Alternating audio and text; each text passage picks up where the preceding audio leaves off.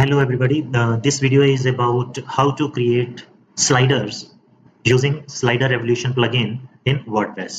So इस video में हम देखेंगे कि किस तरीके से वेबसाइट के लिए हम जो टॉप ऑफ द पेज पे स्लाइडर होता है या किसी भी पोजीशन पे किसी भी साइज पे अगर हमें कोई एनिमेटेड स्लाइड शो दिखाना है तो वो किस तरीके से क्रिएट किया जा सकता है। तो मैंने ऑलरेडी वर्डप्रेस इंस्टॉलेशन में स्लाइडर रेवोल्यूशन जो प्लगइन है उसको इंस्टॉल किया हुआ है और जब आप फर्स्ट टाइम इसको एक्टिवेट करोगे तो आपको कुछ इस तरीके की जो कि स्क्रीन के ऊपर अपीयर हो रही है, इस तरह से कोई वेलकम स्क्रीन मिलेगी। तो इस वेलकम स्क्रीन को आपने क्रॉस करके यहाँ से क्लोज कर देना है। तो यहाँ पे अगेन आपके पास मैसेज आप देख रहे हो नॉर्मल जो कभी कुछ प्लगइन्स को इंस्टॉल करने के बाद आ जाता है। सो यहाँ पे आपको इसको नो थैंक्स, अगर आपने लाइसेंस्ड की के साथ या लाइसेंस्ड वर्जन इस प्लगइन का लिया है तो आप इसको यस दैट्स फाइन करके कंटिन्यू कर सकते हो। अदरवाइज अगर आप अपने सोर्सेज से कहीं से इस प्लगइन को अरेंज करके यूज कर रहे हो तो नो थैंक्स पे क्लिक करना है आपने। देन अगेन ये एक स्प्लैश स्क्रीन है जो इसमें कुछ भी काम करने से पहले हमारे सामने ये अपीयर हो रही है और यहाँ से इस स्प्लैश स्क्रीन को भी हम क्लोज कर सकते हैं। Now this is main screen for slider revolution from where we can start creating slides। मतलब यहाँ से हम स्लाइडर्स क्रिएट करना स्टार्ट कर सकते हैं। अब ये जो पहली स्क्रीन है यहाँ पे आप देख सकते हो सेंटर में ये 4 बॉक्सेस दिए हुए हैं। थोड़ा सा मैं इसको ब्रीफ कर देता हूँ कि ये क्या है। वैसे तो ये सेल्फ एक्सप्लेनेटरी टर्म्स हैं, फिर भी मैं थोड़ा सा इसको आपको एक्सप्लेन कर देता हूँ। न्यू ब्लैंक मॉड्यूल, अगर हमें कोई स्लाइडर स्क्रैच से मतलब शुरू से ही क्रिएट करना है with our own images, content और डिजाइन, तो उस केस में हम यहाँ पे ये जो न्यू ब्लैंक मॉड्यूल है बिल्कुल उसको स्क्रैच से स्टार्ट करने के लिए क्लिक करेंगे। न्यू मॉड्यूल फ्रॉम टेम्पलेट्स, अब ये जो आप देख रहे हो कि इस पर्टिकुलर बॉक्स के ऊपर +784 भी लिखा हुआ है। What does this mean?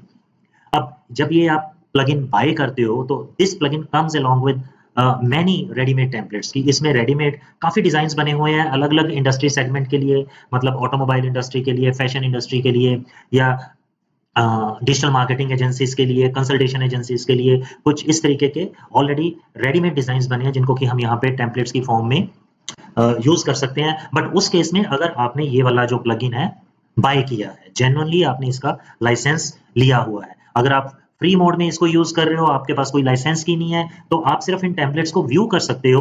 जैसे कि मैं आपको दिखा देता हूँ, मैं इस ऑप्शन को क्लिक कर रहा हूँ तो आप देखोगे कि जो रेडीमेड टेम्पलेट्स हैं वो यहाँ पे अपीयर हो जाएंगे। आप इनको व्यू तो कर सकते हो लेकिन आप इनको यूज नहीं कर सकते। यूज तभी कर सकते हो जब आपके पास, मैंने जैसा बताया, लाइसेंस्ड की होगी आपके पास। तो यहाँ पे ये जो आइकन आ रहा है इस पे क्लिक करोगे तो आपको इस पर्टिकुलर जो थीम का है, स्लाइडर का है, प्रीव्यू यहाँ पे विजिबल हो जाएगा लाइक दिस। सो इसके बाद हम नेक्स्ट ऑप्शन को ट्राई करते हैं कि what is the next option. यहां से मैंने इसको अगेन क्रॉस करके क्लोज कर दिया। Next option is manual import. अब अगर स्लाइडर रेवोल्यूशन में प्रीवियसली किसी और वेबसाइट पे कोई स्लाइडर बना हुआ है और अगर आपको उस वेबसाइट के एडमिनिस्ट्रेटिव पैनल का एक्सेस है तो आप वहां से स्लाइडर को एक्सपोर्ट करके किसी भी नई वेबसाइट पे, मतलब जैसे मैंने ये इंस्टॉलेशन की है, यहाँ पे मैं उसको इंपोर्ट कर सकता हूँ। कोई रेडीमेड अगर पहले से किसी वेबसाइट पे डिजाइंड है और वही स्लाइडर अगर आपको यहाँ पे भी ऐड करना है तो उस वेबसाइट से उसको एक्सपोर्ट करेंगे और यहाँ पे उसी सेम एक्सपोर्टेड फाइल को इंपोर्ट कर लेंगे, तो वो जो रेडीमेड टेम्पलेट है, वो जो रेडीमेड डिजाइन है, स्लाइडर है, वो यहाँ पे इस वेबसाइट पे ऐड हो जाएगा। अब लास्ट ऑप्शन है एड ऑन्स। अब इस स्लाइडर की फंक्शनैलिटी को या फीचर्स को इंप्रूव करने के लिए इसमें कुछ एड ऑन्स, मतलब कुछ एक्स्ट्रा कंपोनेंट्स भी अवेलेबल हैं, वो भी पेड सारे कंपोनेंट्स हैं। तो जो भी कंपोनेंट रिक्वायर्ड है या आपको लगता है कि आपके लिए वो जरूरी है, आप वो उसको लाइसेंस्ड वर्जन मोड में बाय कर सकते हो। But as far as this particular demonstration is concerned, I am going to start with new blank module. मैं इस न्यू ब्लैंक मॉड्यूल से शुरू करूंगा। So let's start. मैंने न्यू ब्लैंक मॉड्यूल पे क्लिक किया है तो उसके बाद आप देखोगे कि आपका जो स्लाइडर होम पेज है, या कह लो आप स्लाइड्स क्रिएट करने के लिए जहां पे कि हम स्लाइड्स को एडिट करेंगे, वो स्क्रीन आएगी। लेकिन उससे पहले, जैसे कि मैंने पहले भी बताया, फर्स्ट टाइम जब आप इस प्लगइन को यूज करोगे उस टाइम पे आपको ये कुछ स्प्लैश स्क्रीन, वेलकम स्क्रीन आएंगी जिनको आप क्रॉस करके क्लोज कर सकते हो। बेसिकली स्क्रीन पे है कि अगर आपको कोई गाइडेंस चाहिए या कुछ आप इसका जो मैनुअल है उसको रीड करके पहले लर्न करना चाहते हो कि किस तरीके से इस स्लाइडर को यूज करना चाहिए या कर सकते हैं, तो you can follow the start guided option. Otherwise simply quit guide, और यहाँ से भी आप क्रॉस करके इस गाइडेड सेटअप को क्विट कर सकते हो। अगेन उसके बाद मॉड्यूल एडिटिंग गाइड है, यहाँ पे अलग अलग सेक्शंस आपके सामने हैं कि इसमें कौन कौन से मॉड्यूल्स हैं या कौन कौन से ऑप्शंस हैं as far as slider creation and editing is concern. इसको भी आप क्रॉस करके क्लोज कर दीजिए।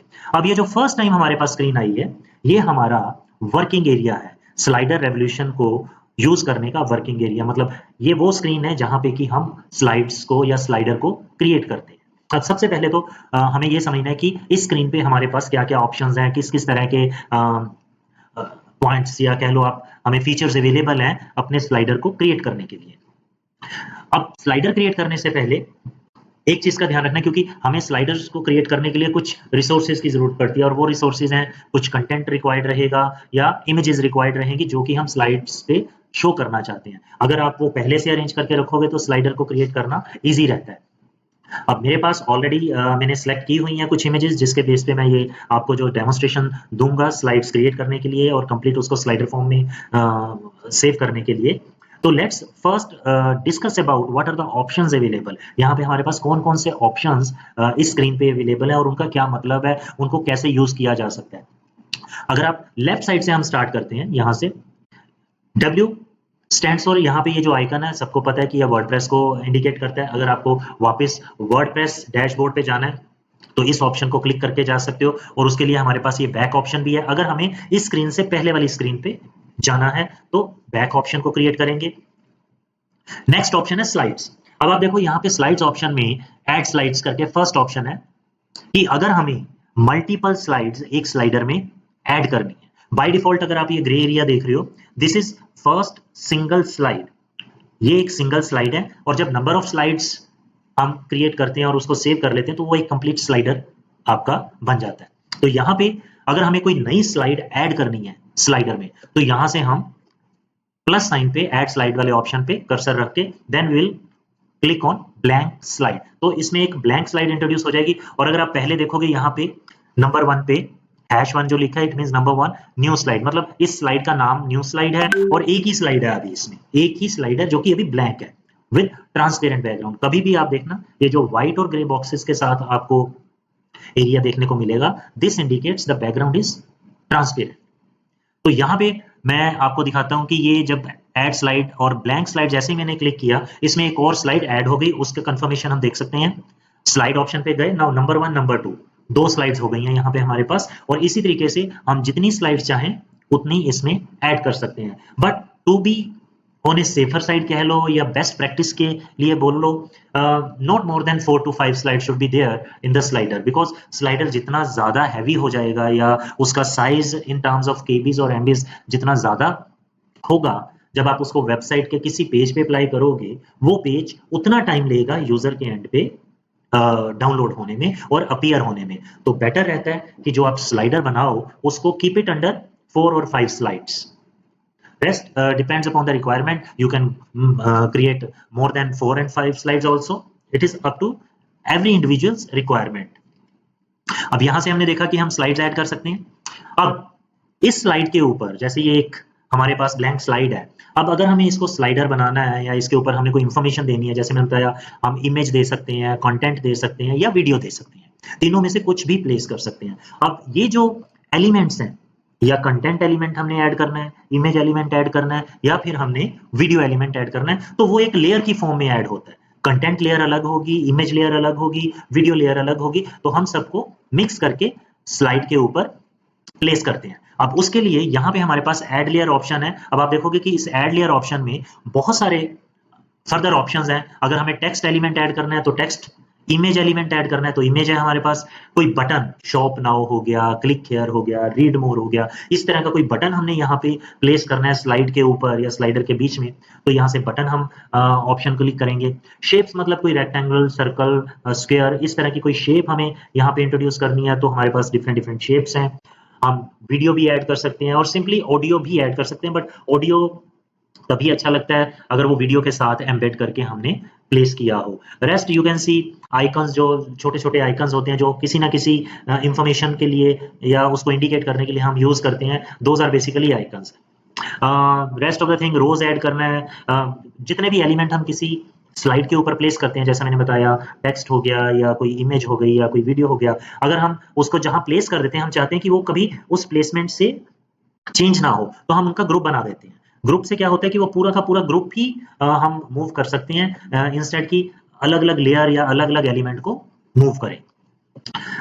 अब यहां से देखो मैं टेक्स्ट पे क्लिक कर रहा हूं, तो मेरे पास यहाँ पे ये टेक्स्ट एलिमेंट ऐड हो गया, और राइट हैंड साइड पे आप देखोगे यहाँ पे एडिटेबल एरिया आ गया, जहां से मैं इस कंटेंट को एडिट भी कर सकता हूं। अब यहाँ पे ये एरिया हमारे पास है, जो यहाँ पे स्लाइड के ऊपर हमें ये कंटेंट प्लेस कैसे करना है।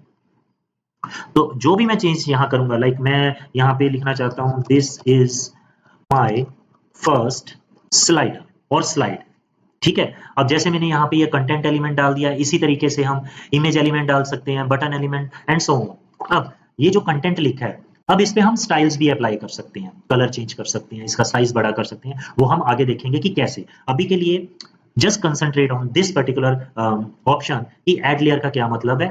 एड लेयर से हमारा मतलब है कि जब भी हमें स्लाइडर में विद इन सिंगल स्लाइड कोई कंटेंट इंट्रोड्यूस करना है, वो कंटेंट किसी भी टाइप का हो सकता है, टेक्स्ट कंटेंट हो सकता है, इमेज, वीडियो और ऑडियो, वो हम यहां से लेयर सिलेक्ट करके इसमें ऐड कर पाएंगे।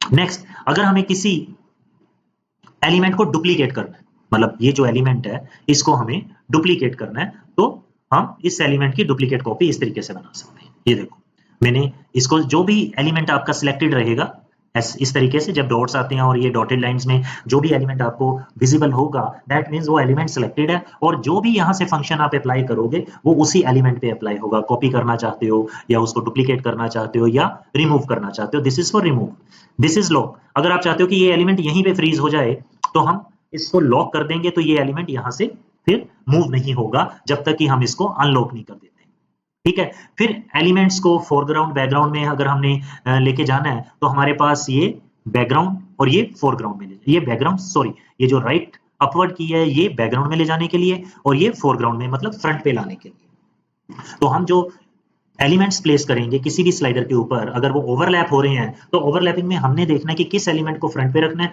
किसको उसके बैकग्राउंड में रखना है।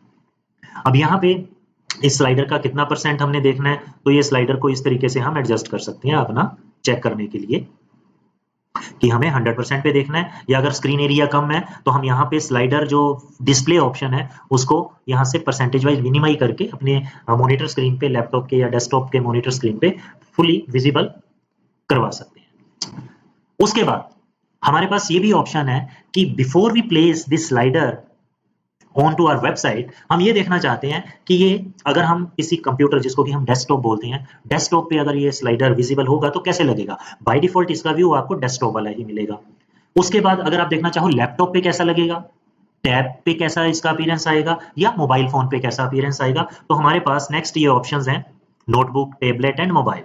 हम तीनों लोकेशन, चारों लोकेशंस पे साइमल्टेनियसली चेक कर सकते हैं before we finally place this particular slider on our website.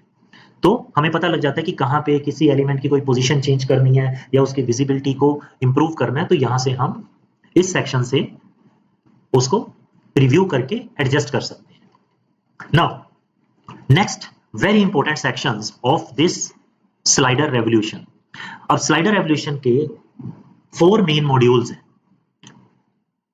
एक है सेटिंग्स, ये मॉड्यूल है, जनरल सेटिंग्स ऑप्शंस है, ये module general options, then we have navigation options, उसके बाद slide options and then layer options, ये आप देख सकते हो यहाँ पे। अब मैं आपको इनका मतलब समझा देता हूँ, सो दैट कि जब भी आप स्लाइडर बनाने लगो आपको आइडिया हो जाएगा कि कौन सा फीचर या कौन सी ऑप्शन आपको किस मॉड्यूल के अंडर अवेलेबल होगी। अब ये जो मॉड्यूल जर्नल सेटिंग्स ऑप्शन है या मॉड्यूल जर्नल ऑप्शंस है, और उसके नीचे आप देख सकते हो काफी सारे ऑप्शंस या फीचर्स यहाँ पे भी दिए हुए हैं। अगर हमें इनमें से, ये जो फीचर्स यहाँ पे दिए हुए हैं, इनमें से कोई भी फीचर हम अप्लाई करते हैं लेयर पे या स्लाइड पे, स्लाइडर पे, तो उस स्लाइडर में जितनी भी स्लाइड्स होंगी वो उन सब पे अप्लाई होगा। मतलब यहाँ पे जो भी जनरल ऑप्शंस में हम चेंजेस करेंगे इन ऑप्शंस में कुछ भी चेंजेस करेंगे, it will be applied to all the slides available under that slider. और इसको हम ग्लोबल ऑप्शंस भी कह सकते हैं, ये जो जनरल ऑप्शंस है सब पे अप्लाई होगा। सपोज करो मेरे को इस स्लाइडर या इस स्लाइड का लेआउट चेंज करना है, इसका साइज चेंज करना है, तो ये लेआउट ऑप्शन है। इस पे कोई कंटेंट हमें किस तरीके का देना है, डिफॉल्ट्स में चेंज करना है। डिफॉल्ट्स में मैं आपको एक छोटा सा एग्जांपल देता हूं कि डिफॉल्ट्स किस तरीके के, जब वेबसाइट पे कोई स्लाइडर रन होता है, एक स्लाइड से दूसरी स्लाइड तक जाने की जो ड्यूरेशन होती है उसको कैसे कंट्रोल करें कि हमारी जो एक स्लाइड है यूजर एंड पे या उसके मॉनिटर स्क्रीन पे for how many seconds it should stay there, मतलब एक जो स्लाइड है वो कितनी देर स्टे करे, 4 सेकंड, 5 सेकंड और मे बी मोर, तो वो हम यहाँ डिफॉल्ट से सिलेक्ट कर सकते हैं। जब हम डिफॉल्ट ऑप्शन में जाएंगे वो भी चीजें देखेंगे। कुछ general options, on scroll options, spinner option, आपने देखा होगा कई बार जब आप किसी वेबसाइट को विजिट करते हो तो वहां पे कुछ राउंड राउंड सा रोटेट करने लग जाता है कि डाटा इज बीइंग डाउनलोडिंग, कुछ इस तरीके से चीजें आती हैं। तो वो स्पिनर्स को हमने यहाँ पे कैसे अपने रिक्वायरमेंट के अकॉर्डिंगली या पसंद के अकॉर्डिंगली इंट्रोड्यूस करना है, तो स्पिनर ऑप्शन से हम सिलेक्ट कर सकते हैं। मैं आपको ये एक एक ऑप्शन अभी डेमोन्स्ट्रेट करने वाला हूँ। अब ये जो टाइटल है, टाइटल मीन्स इस स्लाइडर का नाम क्या रखना है। हमने नाम हमेशा हम सिलेक्ट करते हैं कि जहां पे हमने उस स्लाइडर को प्लेस करना होता है। फॉर एग्जांपल हमारी वेबसाइट है, उस पे अबाउट अस पेज है, कॉन्टेक्ट अस पेज है, उसका होम पेज भी होता है, प्रोडक्ट पेजेस भी होते हैं। तो अगर हमें कॉन्टेक्ट अस पेज के लिए स्लाइडर बनाना है तो बेटर है कि स्लाइडर का नाम ही यहाँ पे, लेआउट का नाम ही नीचे आप देखो टाइटल नेम है यहाँ पे देने के लिए, तो यहाँ पे नाम ही कॉन्टेक्ट अस स्लाइडर रख सकते हैं। इसी तरह वेबसाइट का होम पेज स्लाइडर भी इसी तरीके से हम डिफाइन कर सकते हैं। और similarly for any page we should apply और give appropriate name, relevant name. So कभी हमें स्लाइडर सिलेक्ट करना है तो पता चल जाता है नाम देख के ही कि ये स्लाइडर किस पर्पज से हमने क्रिएट किया था। अब उसके बाद आप लेआउट्स देखिए। लेआउट्स में आपके पास ये स्लाइडर टाइप्स हैं, स्लाइडर, सीन और क्राउजल। और फिर साइजिंग में ऑटो, फुल विड्थ और फुल स्क्रीन। नॉर्मली हम इसको फुल विड्थ ही रखते हैं क्योंकि हम स्लाइडर बना रहे हैं, तो ये वाला ऑप्शन भी हम स्लाइडर ही रखेंगे। अब जैसा मैंने पहले बताया था कि आप इसको स्लाइडर को प्रीव्यू कर सकते हो डेस्कटॉप, लैपटॉप, टैब और मोबाइल फोन के अकॉर्डिंगली। तो यहाँ पे हम साइजेस भी देखो, ये वाले साइज जो दिए हुए हैं पिक्सल्स में, हर डिवाइस के लिए ये साइज भी डिफरेंट है। अब जो साइज हम बड़ी स्क्रीन पे अकोमोडेट कर सकते हैं, मतलब डेस्कटॉप की मॉनिटर स्क्रीन पे अकोमोडेट कर सकते हैं, सेम स्क्रीन और सेम स्क्रीन एरिया हम मोबाइल फोन पे, टैब पे या नोटबुक की स्क्रीन पे, जो कि 15 इंच से कम वाली स्क्रीन होती हैं, उस पर उतनी अकोमोडेट नहीं कर सकते। कुछ ना कुछ पोर्शन कई बार क्रॉप हो जाता है। बट नो डाउट हमारे पास ऐसे ऑप्शंस भी रहते हैं कि हम उसको किस तरीके से पूरा का पूरा मैनेज कर पाए। कहीं ना कहीं जहां पे हमें लगता है कि हम कुछ चीज किसी लेवल पे कॉम्प्रोमाइज कर सकते हैं कि हमें चलो ये ऑप्शन ना भी मिले बट हमें स्लाइडर पूरा दिखाना है, तो वो ऑप्शंस भी हमारे पास हैं कि उसको कैसे कंट्रोल करना है। बट अभी के लिए आपको ये समझना है कि यहाँ पे जो ये ऑप्शंस दी हैं, ये जो सबसे टॉप पे है, ये जो विड्थ, ये है नॉर्मल डेस्कटॉप मॉनिटर के लिए 1240 बाय 900, बट नॉर्मली हम इसको 550 लेके चलेंगे। तो यहाँ पे जो इसकी स्लाइडर की हाइट है, इस स्लाइडर की यहाँ पे जो हाइट है वो 550 है, लेकिन जो विड्थ है, मैंने इसको ड्रैग करके नीचे कर लिया थोड़ा सा कि ये फुल स्क्रीन मेरे को नजर आए, और ये जो इसकी विड्थ है इस तरीके से हॉरिजॉन्टली, ये 540 पिक्सल है। इसको इससे कम नहीं करना, ज्यादा कर सकते हैं लेकिन कम नहीं करना। और दूसरी बड़ी बात, जो भी यहाँ पे हम स्लाइडर का साइज ले रहे हैं, ये 1240 बाय 550, अगर हमें किसी स्लाइड पे या पूरे स्लाइडर में कोई बैकग्राउंड इमेजेस यूज करनी है जो कि फुल स्लाइडर पे अपीयर हो, तो उन सारी इमेजेस का जो साइज है आपको इतना ही रखना पड़ेगा, जो कि पहले से ही आपको क्रॉप करके यूज करनी होगी। मतलब हर इमेज का जिसको कि हम as a background image use करना चाहते हैं, उसको 1240 by 550, 1240 pixels width and 550 pixels height, उसी साइज की होना जरूरी है। अगर साइज छोटा होगा तो यहाँ पे आप देखोगे कि इमेज फैल के पूरे जब स्लाइडर के ऊपर फिट होगी तो वो उसमें वो डिथर हो जाएगी, उसमें आप देखोगे कि थोड़े थोड़े वो ब्लर हो गई है। इमेज थोड़ी बड़ी हो जाएगी तो इतना ज्यादा फर्क नहीं दिखेगा, लेकिन बहुत ज्यादा बड़ी होगी, अगेन इमेज आपको ब्लर नजर आएगी। तो रिकमेंडेड यही है कि साइज आपको 1240 बाय आपको 550 ये रखो, 600 रख लो वो भी चलेगा जो हाइट है। अगेन कंटेंट की ऑप्शन की बात करें, अब हमने जो कंटेंट है इस स्लाइडर पे कहां से इंट्रोड्यूस करना है, हम मैनुअली कंटेंट ऐड करना चाहते हैं या ये नीचे जो सोर्सेज दिए हुए हैं यहां से हमें कंटेंट को यहां पे प्लेस करना है। नॉर्मली हम कस्टम ऑप्शन से ही जाते हैं कि हमें मैनुअली ही स्लाइड के ऊपर या स्लाइडर के ऊपर कंटेंट प्लेस करना है। Then move on to defaults. Defaults में जैसे मैंने बताया था कि यहाँ पे ये ऑप्शन है स्लाइड ड्यूरेशन। बाय डिफॉल्ट ये 9 सेकंड की रहती है। 9 सेकंड इज टू मच, मतलब अगर आपने 5 स्लाइड्स बनाई तो एक स्लाइडर पूरा 45 सेकंड्स का हो जाएगा। We can cut it down to 4000 ms milliseconds, मतलब एक स्लाइड का जो स्टे है वो 4 सेकंड तक रहे। बट इसमें थोड़ा सा आपको मैं एक और चीज बता देता हूं, अगर आप किसी स्लाइड के ऊपर या सारी स्लाइड्स के ऊपर बहुत ज्यादा कंटेंट प्लेस करने वाले हो या करना है, तो यूजर को आपको इतना का टाइम देना है कि वो उस कंटेंट को रीड कर सके। जरूरी नहीं है कि मैंने बोला है 4 सेकंड ही देना है आपको। अगर आपकी उस स्लाइड के ऊपर कंटेंट ज्यादा है जो कि 4 सेकंड में हमें लगता है कि यूजर रीड नहीं कर पाएगा, तो हमें यहाँ पे जो स्लाइड ड्यूरेशन है उसको इंक्रीज करके अकॉर्डिंगली एडजस्ट करना पड़ेगा। ओके, सो ये एक थोड़ा सा लॉजिक लेके चलना कि if you are going to add more content on the slide और slide, then you are to increase the slide duration. उस केस में स्लाइड ड्यूरेशन आपको इंक्रीज करना है। उसके बाद हमारे पास ऑप्शन है जर्नल। जर्नल ऑप्शन में आपको कोई चेंजेस नहीं करनी। आप एक चीज अगर चाहते हो कि जब आपका स्लाइडर रन हो रहा है, ठीक है, बाय डिफॉल्ट वो कंटिन्यूअसली लूप में रन होता रहेगा। अगर आप चाहते हो कि आपने यूजर को कोई ऐसा ऑप्शन देना है कि जैसे ही वो कर्सर स्लाइडर पे या स्लाइड के ऊपर प्लेस करे, स्लाइडर अपने आप स्टॉप हो जाए, तो उसके लिए ऑप्शन है स्टॉप ऑन हॉवर। यहाँ पे स्टॉप ऑन हॉवर लिखा हुआ है, by default it is of, मतलब वो स्टॉप नहीं होगा। अगर मैं इसको ऑन कर दूंगा तो यूजर एंड पे क्या होगा कि while this slider is keep on moving, the moment user place his or her mouse pointer on the slider will stop. Slider तब रुक जाएगा जैसे ही माउस पॉइंटर उस स्लाइड के ऊपर पॉइंट होगा। बट हम इसको अभी डिफॉल्ट सेटिंग्स पे लेके चलते हैं। मैंने दोबारा से उसको ऑफ कर दिया। अब बात आती है स्पिनर की। अभी ऑन स्क्रॉल को रोकते हैं, रहने देते हैं स्पिनर। अब बाय डिफॉल्ट स्पिनर नन है, ठीक है। जब कोई चीज डाउनलोड हो रही है तो स्क्रीन ब्लैंक आएगी, लेकिन मैं चाहता हूं कि यूजर को थोड़ा सा एंगेज करने के लिए यहाँ पे स्पिनर दे दिया जाए। तो स्पिनर की मेरे पास यहाँ पे ऑप्शन है, जैसे मैं नंबर 2 ऑप्शन लिया, अब ये देखो ये नीचे स्पिनर इस तरीके से आ रहा है। या फिर मैंने ऑप्शन लिया नंबर 6 ऑप्शन ले लेता हूं मैं यहाँ से। अब ये देखो ये, अब इस स्पिनर का by default colour is white. मैं यहाँ से इसको कलर भी दे सकता हूँ, अगर कोई कलर मैंने अलग से देना है, येलो देना है, मैंने येलो चूज किया। अगर यहाँ से जो भी आप चेंजेस कर रहे हो, don't forget to click this right button so that कि ये जो चेंजेस हैं ये अप्लाई हो गए। तो मैंने स्पिनर भी यहाँ पे अप्लाई कर दिया। आपको बस ज्यादा से ज्यादा क्या करना है, एज ए बिगिनर जब आप फर्स्ट टाइम स्लाइडर बनाने जा रहे हो, ये कुछ चेंजेस है जो आप कर सकते हो under journal option module.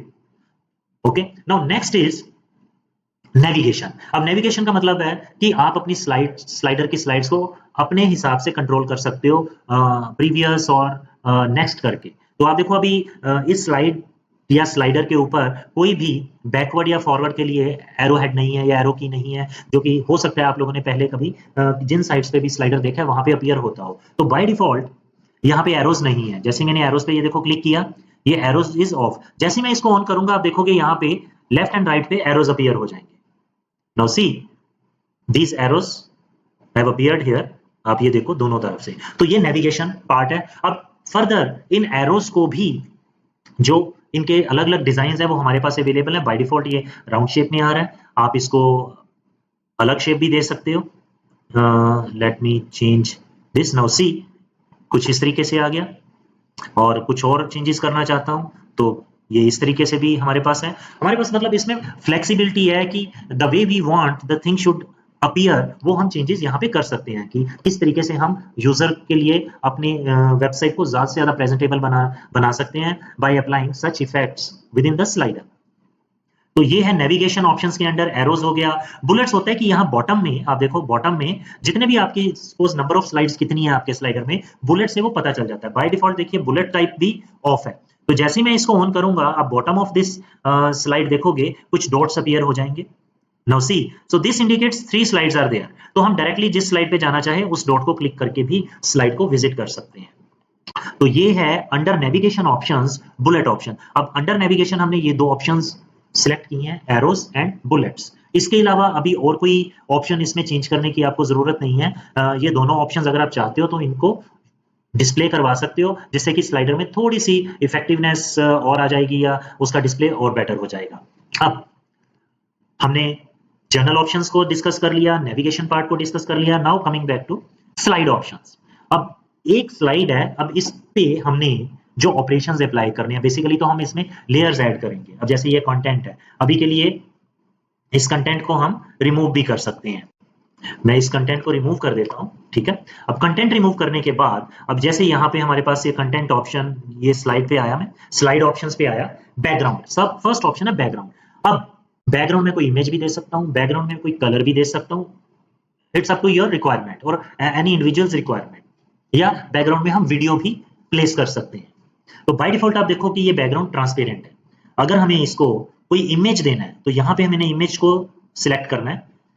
Image type select करने के बाद ये आपको ऑप्शन देगा कि आपकी इमेज है कहाँ पे। अब आपको वो इमेज या तो अपलोड करनी है या आपने ऑलरेडी अपलोड की हुई है तो उसको सिलेक्ट करोगे। तो यहाँ पे हम मीडिया लाइब्रेरी से इमेज लेंगे। अभी मीडिया लाइब्रेरी में मेरे पास कोई इमेज नहीं है तो यहाँ से मैं अपलोड इमेज, अपलोड फाइल्स पे क्लिक किया एंड सिलेक्ट फाइल। अब मेरे को कोई इमेज फाइल अपलोड करनी है तो मैं जहाँ पे भी मेरी इमेजेस वो ऑलरेडी मैंने डाउनलोड की हुई है, I try to upload images from that place. मैं यहाँ पे बैनर्स हैं कुछ, लेट मी अब ये यहाँ से मैंने एक बैनर, ये इमेज सिलेक्ट की। Now this image is uploading. Image upload होने के बाद ये बॉटम पे इंसर्ट ऑप्शन आ रहा है, मैंने इसको क्लिक किया तो ये देखो ये इमेज यहाँ पे। अब यहाँ पे तो इस इमेज के ऊपर कंटेंट है, हो सकता है आप ऐसी इमेज यूज कर सकते हो जिसके ऊपर कंटेंट नहीं है। रिकमेंडेड ये रहता है कि पहले से इमेज के ऊपर कंटेंट ना टाइप करके बाद में यहाँ पे कंटेंट लिखो। उसका एक अलग से रीजन है, वो ये है कि अगर आप अपनी वेबसाइट को एसईओ फ्रेंडली बनाना चाहते हो तो कंटेंट अलग से यहाँ पे प्लेस करो under layer, under new layer, और इमेज को as a plain image background रखो या फ्रंट एंड पे भी उसको एज ए लेयर यूज कर सकते हो। तो ये मैंने एक इमेज डाल दी। अब ये मेरा है स्लाइडर 2 के ऊपर, मैं स्लाइडर 1 पे दोबारा जा रहा हूँ। अब स्लाइडर 1 इज ब्लैंक। अब इस स्लाइडर 1 को मैं कलर कर देता हूँ। बाय डिफॉल्ट व्हाइट कलर है। अब आप देखो मैं यहाँ से इसका कलर सिलेक्ट लाइट ब्लू या डार्क ब्लू या थोड़ा सा ये ले लिया। अब मेरी एक स्लाइड के ऊपर कलर बैकग्राउंड है और एक स्लाइड के ऊपर ये कलर इमेज बैकग्राउंड है और एक के ऊपर बैकग्राउंड एज ए कलर है। अब इसके ऊपर मेरे को कंटेंट लिखना है तो कंटेंट कैसे हम यहाँ पे लेके आएंगे, एड लेयर टेक्स्ट। तो मैंने ये टेक्स्ट लिखा। अब वैसे मैं यहाँ से भी टेक्स्ट को साइज को इंक्रीज या डिक्रीज कर सकता हूँ, या फिर ये जैसे मेरा स्लाइड ऑप्शन में था, ठीक है। अभी हम स्लाइड ऑप्शन डिस्कस कर रहे थे, लेकिन ये जो पार्ट है किसी भी कंटेंट को स्टाइल देना, कलर अलग देना, ये पार्ट है लेयर ऑप्शंस का, उसको भी अभी हम डिस्कस कर रहे हैं। अभी यहाँ पे हमने सिर्फ बैकग्राउंड चेंज करके देखा है, इमेज बैकग्राउंड दिया है और कलर बैकग्राउंड दिया है। उसके बाद आप जैसे किसी स्लाइड को एनिमेशन देना चाहते हो, स्लाइड को एनिमेशन देना चाहते हो तो वो एनिमेशन पार्ट यहाँ पे है। तो ये ट्रांजिशंस हैं, किसी भी स्लाइड को क्या आपने इफेक्ट देना है। तो यहाँ नीचे ये सारे, जैसे आपने कभी अगर पावर पॉइंट में काम किया है तो उसमें ट्रांजिशंस होती हैं, बेसिकली यहाँ पे वही चीज एनिमेशन है, ठीक है। ये देखो इस तरीके से हम एनिमेशंस, फेड है तो हम फेड वाला भी सिलेक्ट कर सकते हैं। मैंने ये सिलेक्ट कर लिया। अब एनिमेशंस के अलावा यहाँ पे और कोई ऑप्शन हमें नहीं चाहिए। या एक तो बैकग्राउंड हमने स्लाइड ऑप्शंस में सिलेक्ट किया और दूसरा एनिमेशंस अगर हमें कोई अप्लाई करना है कंप्लीट स्लाइड के ऊपर। अगर लेयर के ऊपर एनिमेशन अप्लाई करना है तो हम जाएंगे लेयर ऑप्शंस में। अब लेयर ऑप्शंस में हमारे पास ये कंटेंट एज ए लेयर है, मैं इस कंटेंट को कोई एनिमेशन देना चाहता हूँ। एनिमेशन में गया, यहाँ पे अंडर लेयर ऑप्शंस मेरे पास एनिमेशन ऑप्शन है। अब मेरे को एनिमेशन यहाँ पे देना है, इनके लिए यहाँ पे लेटर है, कुछ इस तरीके से एनिमेशन आ रहा है, देख रहे हो आप डेमोन्स्ट्रेशन में। तो जिस तरीके का भी मेरे को एनिमेशन देना है तो मैं वो चीज, मैंने ये सिलेक्ट किया और ये इस पे एनिमेशन अप्लाई हो गया। अब लेयर ऑप्शन में मैं इमेज भी ऐड कर सकता हूँ, मैंने बताया जैसे कंटेंट अभी ऐड किया है, कंटेंट भी ऐड कर सकते हैं। तो it is up to you, आप किस तरीके से क्या चीज कहाँ पे प्लेस करना चाहते हैं वो कर सकते हैं। अब एक चीज मैंने आपको बताई थी कि यहाँ पे हम ये जो कंटेंट है लेयर ऑप्शंस में, ये जो स्टाइल ऑप्शन है, यहाँ से हम इस कंटेंट का साइज बड़ा करना, छोटा करना, इंक्रीज या डिक्रीज करना, मतलब इसको मैंने सिलेक्ट किया और यहाँ पे देखो स्टाइल ऑप्शंस में ये है फॉन्ट साइज इंक्रीज या डिक्रीज करना।